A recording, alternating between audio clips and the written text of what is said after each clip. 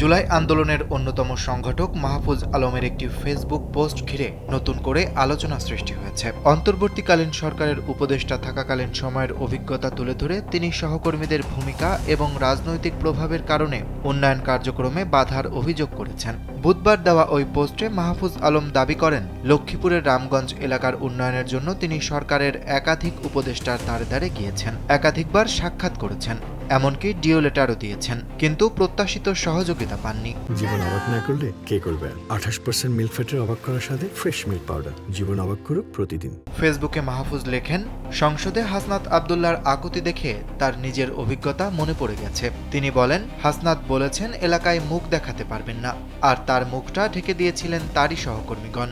এ সময় তিনি খোদার কাছে সহকর্মীদের জন্য মঙ্গল কামনা করেন।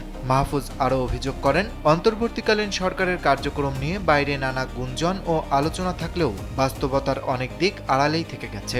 পোস্টের শেষ অংশে ব্যক্তিগত অভিজ্ঞতাও তুলে ধরেন তিনি। জানান, যে মাদ্রাসায় তিনি পড়াশোনা করেছেন এবং তার বাবা দীর্ঘদিন পরিচালনা করেছেন সেটি এখনও এমপিওভুক্ত হয়নি।